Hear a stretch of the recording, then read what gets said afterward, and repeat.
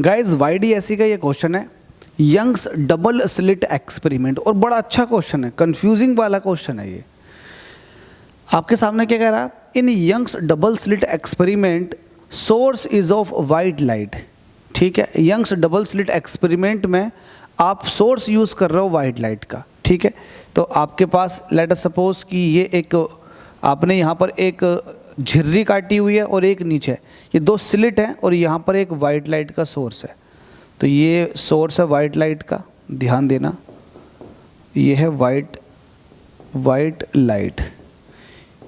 आगे बोल रहा है one hole is covered with a red filter. आपने एक को जो है वो रेड फिल्टर से ढक दिया। इसके अंदर जो छोटा सा छेद था, यहाँ पर एक छेद इसके अंदर भी है, तो आपने इस छेद को रेड फिल्टर से ढक दिया ऐसे। ठीक है, रेड फिल्टर से ढक दिया और हमसे कह रहा विद रेड फिल्टर, और बाकी इसमें से कटा हुआ क्वेश्चन पूरा लिखा हुआ नहीं है। एक को आपने रेड फिल्टर से ढका है और दूसरे होल को आपने एक ब्लू फिल्टर से ढक दिया इस तरह से। अब ये वाइट लाइट है। अब जब ये वाइट लाइट है और ये वाइट लाइट इसके अंदर से निकल के जाने की कोशिश करेगी रेड वाले से, तो जाहिर सी बात है ये रेड लाइट निकालेगा अपने अंदर से, यस और नो। वहीं अगर ब्लू के अंदर से निकल के जाएगी तो ब्लू के अंदर से ये वाइट लाइट ब्लू वाला इंप्रेशन दे के जाएगी, एक ब्लू कलर का। तो सवाल ये है, स्क्रीन सामने है तो उस पर इंटरफेरेंस पैटर्न बनेगा या नहीं बनेगा, उसके बारे में बताओ। तो हमसे कह रहा alternate interference pattern of red and blue colour will be obtain.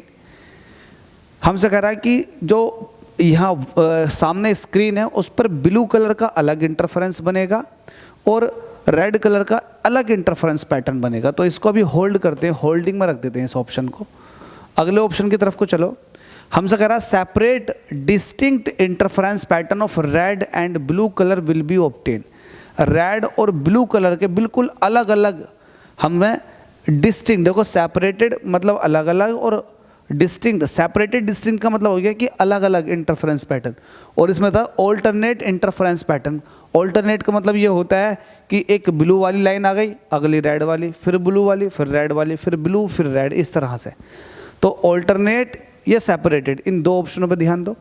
अगला ऑप्शन है no interference fringe will be obtain. जो सही आंसर है लिटरली वो है ये कि हमें कोई भी इंटरफेरेंस फ्रिंज ऑब्टेन नहीं होगी इस स्क्रीन पे। ऐसा क्यों? देखो आपको पता है इंटरफेरेंस तब होता है, इंटरफेरेंस कब होता है? इंटरफेरेंस तब होता है जब दो लाइट आप यूज़ करो नियरली इक्वल वेवलेंथ की। अब ये रेड लाइट और ये ब्लू लाइट है। रेड लाइट की वेवलेंथ बहुत ज़्यादा, ब्लू लाइट की वेवलेंथ बहुत कम है, तो इनकी जो वेवलेंथ है उसमें बहुत बड़ा डिफरेंस है। पहला पार्ट एक तो ये हो गया कि वेवलेंथ जो है वो लगभग सेम होनी चाहिए और फ्रीक्वेंसी भी लगभग सेम होनी चाहिए। तो इनकी फ्रीक्वेंसी और वेवलेंथ में बहुत बड़ा फ़र्क है। तीसरी बात ये है कि इनका जो एम्पलीट्यूड है वो नियरली इक्वल होना चाहिए। तो भाई इन सब बातों से ये पता लग रहा है कि यार रेड लाइट तो एक अलग ही वेवलेंथ की है, अलग ही फ्रीक्वेंसी की है, ब्लू अलग ही वेवलेंथ की है, अलग ही फ्रीक्वेंसी की है। तो ये दोनों किसी तरह का कोई इंटरफेरेंस पैटर्न शो ऑफ नहीं करेंगे, किसी तरह की ओवरलैपिंग नहीं होगी। जब इंटरफेरेंस नहीं होगा तो यहाँ पर आपको कोई फ्रिंज नहीं मिलेगी, नो फ्रिंजेस, कोई फ्रिंजेस नहीं मिलेंगी। जब नहीं मिलेगी तो इसके लिए ऑप्शन सी बिल्कुल सही हो जाएगा, no interference fringes will be obtain. नहीं मिल सकती क्योंकि दोनों की फ्रीक्वेंसी अलग है।